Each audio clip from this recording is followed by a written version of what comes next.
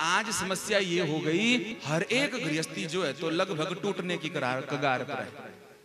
टूट रही है गृहस्थी महाराज। हमारी बहनें, हमारे भैया, उनके अंदर इतनी समर्थता ही नहीं रही सहन करने की। छोटी सी नमक मिर्ची की बात पर ही झगड़े होकर अलग हो जाते हैं। कारण ये भी रहा कि हम सत्संग से दूर हो गए। झगड़े क्यों होते हैं? क्यों जो है तो 2-4 महीने में विवाह जो है तो माता पिता बड़ी दिव्यता से करते हैं, बड़ी सोच समझ कर करते हैं, पर और बच्चे भी पढ़े लिखे, डिग्री होल्डर सब, बेटा कमा रहा, बिटिया कमा रही है, ये सब खूब देश विदेश घुमा, सब कुछ बढ़िया किया, लेकिन उसके बाद भी 6 महीने के बाद काले कोट वाले भैया आ जाते हैं, कोर्ट कचहरी हो जाती है। जिनके लिए जन्म जन्म की कस्में खाई थी, 6 महीने में फोटो नहीं आते अभी तक शादी के, उससे पहले कोर्ट में पहुंच जाते हैं। बोलो हाँ या ना? कारण क्या है? हमें तो आज तक जितना मेरी उम्र है उसके हिसाब से मैं बताऊं, आपको अच्छा लगे तो स्वीकार करना, अगर नहीं लगे तो सीताराम समझ लेना कि छिलका था फल का, वो छिलके को फेंक दिया। पर मूल कारण हमें आज तक यही लगा, कब झगड़ा होता है और क्यों शंकर भगवान जी का चरित्र गृहस्थी के लिए बढ़िया है। झगड़ा तब होता है जब ससुराल की बातें मायके पहुंचती हैं और मायके की बातें ससुराल पहुंचती हैं। झगड़े तभी होते हैं महाराज। हम ही, हमारे बुजुर्ग ही शायद, और जो बाहर से कहते हैं कि हम आपके हैं, वही हमारे रिश्तों की जड़ों को तेल दे रहे हैं। इतनी बड़ी रामचरितमानस हो गई, बड़ी भारी विद्वान थी कैकेयी महाराज, लेकिन एक कुबड़ी मंथरा ने सारी गृहस्थी बिगाड़ दी महाराज। दुर्योधन के 100 भाई, दुर्योधन की ताकत इतनी बड़ी, शेषनाग बलराम भगवान उनके गुरु, लेकिन जो है तो उनको सलाह देने वाला शकुनी मिला, सब परिवार खत्म हो गया, सब भाई भी मारे गए, नाम भी कोई नहीं रखता आजकल दुर्योधन। और दूसरी तरफ कृष्ण भगवान। इसलिए जीवन में संग बढ़िया करिए। और गृहस्थी से कहूं, आप माताओं से, बहनों से, बेटियों से, जिनकी बेटियों की शादी हो गई है या गृहस्थी में कुछ क्लेश पड़ा हुआ है, तो कहीं ना कहीं हम भी इसके कारण हैं। और मैं तो ये कहूं, बुजुर्गों को क्यों कहूं, उनकी बुद्धि वैसी, उनका संग वैसा रहा होगा, कोई बात नहीं, पर जो जवान हैं, बिल्कुल युवान लड़के हैं, कोई 30 साल के, कोई 25 साल के, अब 8 साल की कोई बिटिया हो, 10 साल का कोई बेटा हो, उसको तो समझाएं।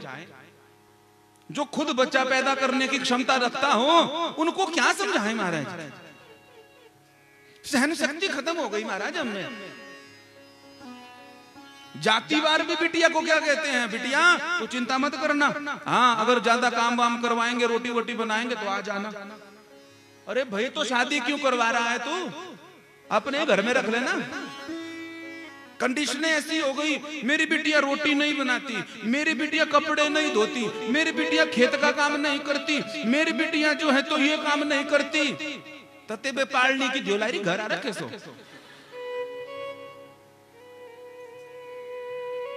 रोटी नहीं बनाती तो खाती क्या है? तू आएगी बना के, तू भेजेगी मायके से। और यहाँ पर ससुराल वाले लड़के वाले, हमें बिटियां जो है तो खेत में काम करने वाली चाहिए, हमें बिटियां जो है तो ये काम करने वाली, वो काम करने वाली, ऐसा काम। तुझे पत्नी चाहिए कि नौकरानी चाहिए? एक पक्ष नहीं ले रहा हूं मैं महाराज, मैं दोनों पक्ष ले रहा हूं। आप सम्मान तो दीजिए उसे। प्रत्येक बिटिया, उसे कुछ नहीं आता, पढ़ाई लिखाई बच्चे करते हैं, उसे रोटी नहीं आती बनानी, गोल नहीं बनेगी, टेढ़ी मेढ़ी बन जाएगी, पर उसके अंदर ये संस्कार डाल दीजिए कि माता जी विवाह हो गया, इतना इतना इतना संस्कार डाल दीजिए कि उसकी वाणी मीठी रहे, उसका मुख तो प्रसन्न रहे। आजकल बहुत घरों में समस्या, मेहमान आ जाते हैं, हम जाते हैं 22 साल हो गए दौड़ते दौड़ते चुटिया को गांठ दिए हुए, घर को जाते हैं किसी के, चाय पिलाएंगे, बहुरानी चाय पिलाई, चाय पिलाने के बाद बिस्किट धर दिए, मेवा धर दिया, फल फ्रूट धर दिए, दूध धर दिया ज्यादा से ज्यादा, इसके बाद बात करने वाला कोई नहीं। बहुरानी चाय बनाते बनाते बोल देती है, आप करना बात, मेरे पास टाइम नहीं। सासू बोलेगी मुझे भी टाइम नहीं है, तू कर ले, थोड़ी देर तो कर ले, पंडित जी 10 मिनट बैठे और हम सुन रहे हैं बार गुटर गुटर। बात करने का समय नहीं है किसी के पास महाराज, बोलो हाँ या ना?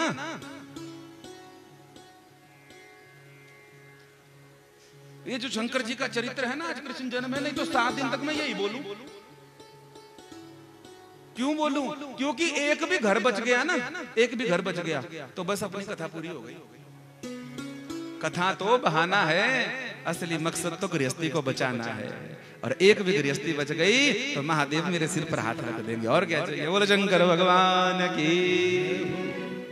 कहीं ना कहीं हम रिश्तों को, मैं युवान बच्चों से कहूं जिनकी शादियां हुई हैं, आपकी शादी हो गई, आपने अग्नि के फेरे ले लिए, और उसके बाद आपके जीवन में सुख आवे या दुख आवे, आप एक दूसरे से ही सब कुछ करेंगे। बाकी माता पिता को ना इधर ना उधर कहीं नहीं बताएंगे। पर समस्या है इधर उधर क्या बताएंगे, आपस में नहीं बतियाती। एक ही बिस्तर पर सोए, खोपड़ा किया हुआ है, किधर खोपड़ा किया हुआ है। माता पिता जी कहते हैं बेटा तू कर लिया कर बात इससे, ये बात नहीं करती तो माता जी कहती है अलग रहना है। माता जी बुजुर्ग तब भी बोलते हैं ठीक है हम लगी रह लेंगे, पर लग रहने के बाद भी चैन नहीं पड़ती उसको। किससे अलग होंगे महाराज, मुझे समझ नहीं आ रही है किससे अलग होंगे। थोड़ा समझिए इस बातों को, नहीं तो बहुत समस्या हो रही है। हर तीसरा घर टूट रहा है, हर घर टूट रहा है महाराज। और कोई अगर घर टिका हुआ भी है तो बाहर से है, अंदर से खोखला है मामला। हम एक जगह पर गए कथा में, माता जी बुलाते रहते हैं तो चलो हमारे घर में थोड़ा चरण घुमाओ। मैंने कहा ठीक है, हमारा काम क्या है, आप लिफाफा तैयार रखो, हम चरण घुमाते हैं। चले गए, कुछ दिन नहीं गए, अगले दिन फिर बोला माता जी ने, अगले दिन फिर नहीं गए, तो अगले दिन बोला। हम थोड़े आलसी प्रमादी भी हैं, खाते भी खूब हैं, तो फिर नींद आ जाती है। तो चले उस तीसरे दिन माता जी ने बोला ही नहीं, तो हमने उनका मुंह देख लिया। मैंने कहा माता जी नाराज हो गए। तो हमने प्रसाद पाया और माता जी प्रसाद पाके जा रही थी, तभी घर पहुंची थी। पीछे से हम भी पहुंच गए। बड़ा घर था, बड़ा दरवाजा था। माता जी अभी आई थी तो दरवाजा खुला ही था। तो हमने सोचा घंटी कौन बजावे, सीधे घुस गए अंदर को और बैठ गए। बड़ी बैठक थी, सोफा पे धर गए महाराज। बैठ गए तो अंदर पति देव थे कमरे में, वो बेडरूम था। पहले शयन कक्ष होता था, बेडरूम होता है, गुड रूम होते ही नहीं है घर में, अब बेडरूम ही हो रहे हैं। उस बेडरूम में महाराज पति देव आ गए तो वही था। चला युद्ध महाराज जी वहां पर, सीताराम धनाधन। और हमें साफ साफ सुनाई दे रहा है। उन्होंने सोचा कोई नहीं है घर में। अब हम जो है तो पहले घंटी बजा देते तो वो जान भी जाते। अब पहले बजा ही नहीं, अब बजा नहीं सकते, कौन जाए घंटी बजाने। तो हम बैठे थे, झगड़ा ज्यादा हो गया। मैंने कहा कहीं गवाही ना देनी पड़े कल को, इसलिए जो है तो खांसी आ नहीं रही थी, पर हमने खांसी ले ली। और जैसे खांसी ली सो दोनों को पता लग गया कि पंडित जी आ गए। जो लड़ रहे थे दोनों आगे, जाओ पंडित जी, वाह वाह हमारा घर धन्य हो गया महाराज, कृपा हो गई। ला पानी ला, चाय ला, दूध मैं लाता हूँ, हे भगवान। तो हमारी गृहस्थी कैसी हो गई है, थर्मोस की तरह, थर्मोस की तरह हो गई हमारी गृहस्थी। एक सस्ती वाली होती है, एक महंगी वाली। कंपनी की थर्मोस हो वो तो पक्की गृहस्थी है, बढ़िया। पर एक सस्ती वाली गृहस्थी हो गई अब। वो सस्ती वाली थर्मोस की तरह कैसी होती थी, उसमें शीशे लगा होता था अंदर, पानी ठंडा रहेगा, चाय गर्म रहेगी, बढ़िया था। पर वो कब धोखा दे दे कोई बात नहीं, अंदर से एकदम खोलो तो चूर चूर टूट गई। जिसको अभ्यास होगा उनको पता होगा। अब टूट गई तो अंदर जो है तो कांच ही कांच, अंदर तो कांच हो गए, पर बाहर से हमारी गृहस्थी भी वो सस्ती थर्मोस की तरह हो गई है कि बाहर से तो मामला बढ़िया है, पर भीतर जो है तो टूटा फूटा है। बोल कृष्ण कन्हैया लाल की। शायद ना पत्नी झुकना चाहती है ना पति झुकना चाहता है। मैं क्यों झुकूं? आसी यहाँ पड़े रहे मेरे माँ बाप। हाँ बोलते ना मेरे मम्मी घर आई जाए। हाँ 25 भी गजमी नहीं असर, 2 टुकड़े बेच देंगे तो क्या होना। वो मुझे पहले की दियो आई थे बे ते तेरह था 25 भी गए ये श्री जान खांदे।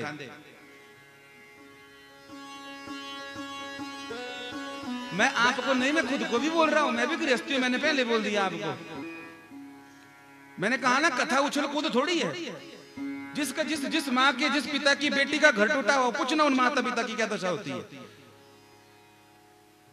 एक एक चीज जो है तो एक एक चीज खरीदने के लिए बेटी जिस दिन घर पैदा होती है उसी दिन एक एक क्लेश जो है तो माता को पिता को सारी उम्र सताता है। क्या ये चली जाएगी, ये चली जाएगी, ये चली जाएगी।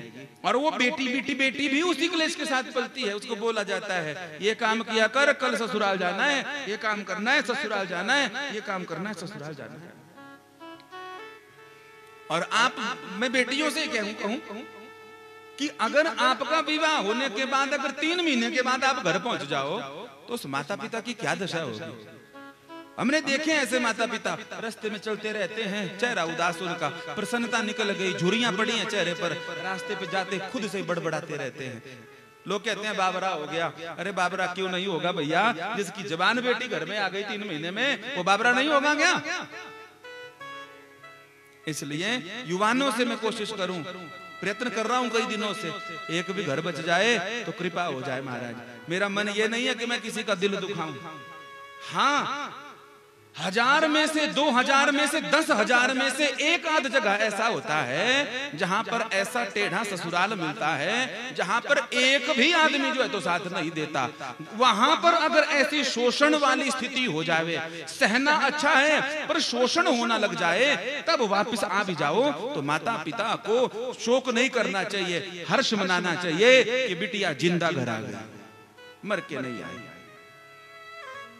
लेकिन छोटी छोटी बातों पर, रोटी गोल नहीं बनी, सब्जी स्वाद नहीं बनी, नमक नहीं हुआ, बस इसी पे झगड़े हो रहे हैं महाराज। भगवान शंकर गए, कुछ नहीं बताया ससुराल में क्या। महादेव की समर्थता देखो, जिस दामाद को ससुराल से कुछ चाहना हो, लेना हो, वो तो चुप भी हो जाएगा। भगवान शंकर को क्या लेना है, कोई इच्छा है क्या। धन धन भोलानाथ तुम्हारे कौड़ी नहीं खजाने में, धन धन भोलानाथ तुम्हारे कौड़ी नहीं खजाने में, 3 लोक बस्ती में बसाए आप बसे वीराने में। धन धन भोलानाथ तुम्हारे कौड़ी नहीं खजाने में। क्या नहीं कर सकते महादेव, सब कुछ कर सकते हैं, लेकिन फिर भी कुछ नहीं बोले। पी गए महाराज, कोई बात नहीं, बुजुर्ग है ससुर जी, कोई बात नहीं। लेकिन यहाँ पर चैन नहीं पड़ा ससुर जी को। यज्ञ करवाया, सबको बुलाया, इन्हीं को नहीं बुलाया। इन्हीं को नहीं बुलाया तो आकाश मंडल से तो विमान जाने लगे। सती मैया ने महादेव से पूछा, क्यों जी ये विमान कहाँ जा रहे हैं। अब देखिए, जो 15 बहनें और बहनोई हैं, उनको रास्ते और भी थे जाने के लिए यज्ञ में, पर कहाँ से जा रहे हैं, सती की खोपड़ी के ऊपर से, कैलाश से जा रहे थे। सबसे खराब रास्ता था वो, लेकिन फिर भी वहां से जा रहे थे। क्यों? क्योंकि पता है इसको बुलाया नहीं है, और इसको बुलाया नहीं है तो जानकर पूछ रही हैं, सती तू नहीं चलेगी क्या, तू नहीं चलेगी क्या।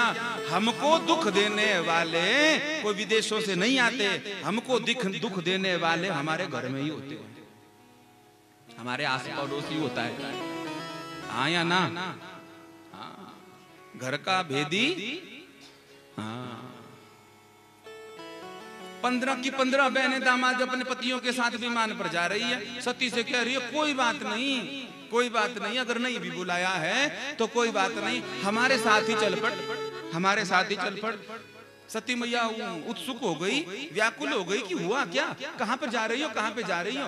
तो हाँ हाँ ठीक है, चलती हूँ, आती हूँ, और भागती हुई महादेव के पास गई। महादेव भगवान अपना ध्यान कर रहे थे, नाम ले रहे थे, तो उनके पास चरणों में बैठकर बोली, प्रभु जी आपको कुछ पता है, हमने सुना है कुछ उत्सव हो रहा है। तो भगवान शंकर ने कहा, हाँ मायके में, तुम्हारे मायके में मेरे ससुराल में उत्सव हो रहा है। अच्छा, तो फिर तो हमें भी जाना चाहिए, निमंत्रण पत्र आया होगा। भगवान शंकर ने तो टाल दी पहले बात कि नहीं आया है पत्र, नहीं आया, सब कुछ बता दिया। लेकिन बाद में जब कहा, सती मैया मानी नहीं। भगवान शंकर ने कहा पत्र आया नहीं है और बिना पत्र के निमंत्रण के नहीं जाएंगे। तो सती मैया तुरंत बोल पड़ी, बोले माता पिता और मित्र के घर में, गुरु के घर में, इनमें तो बिना निमंत्रण की क्या जरूरत है, जब मर्जी जाओ। गुरु जी के घर में, माता पिता के घर में, कब जब मर्जी जो है तो मित्र के घर में जाया जा सकता है। शंकर भगवान ने कहा ठीक है, पर जब समझी नहीं तब भगवान शंकर ने बताया कि वहां पर क्या क्या हुआ था। मुझे गालियां पड़ी थी, ये हुआ था, शाप समारोह प्रारंभ हो गया था, इसलिए जो है तो मैंने तुझे नहीं बताया कि तू दुखी हो जाएगी। प्रत्येक पति ये सोचे कि मेरी पत्नी में ऐसा वचन ना बोलूं कि मेरी पत्नी दुखी हो जाए, और प्रत्येक पत्नी ऐसा सोचे कि मेरे वचनों से, मेरे व्यवहार से मेरा पति दुखी ना हो जावे। दोनों एक दूसरे पर विश्वास और श्रद्धा रखेंगे तो वह गृहस्थी जो है तो चलेगी नहीं, वो दौड़ेगी, वो फले फूलेगी। अब पति पत्नी एक दूसरे की टांग खींच के मारने को तैयार हो जाए, और काले कोट वाले जो है तो पैसा लेकर समझावे, तो कहां बात बनेगी महाराज। भगवान शंकर ने समझाया, लेकिन ये मानी नहीं, नहीं मानी। विमान दिख रहे थे, भगवान शंकर ने खूब समझाया, नहीं मानी। अंततः गत्वा भगवान नेत्र बंद करके बैठ गए और कहा अब जो होगा सो होगा, राम जी जाने, मैंने इनको समझा दिया। 2 बार ज्यादा से ज्यादा समझाया जा सकता है किसी को। समझकार को 1 बार समझा दो, 2 बार, 2 बार से ज्यादा अगर समझाओगे तो फिर वो मूर्ख नहीं है, फिर समझाने वाला मूर्ख है। क्योंकि जिसको समझना होगा वो 2 में ही समझ जाएगा, और जिसको नहीं समझना होगा उसकी दशा सती की तरह।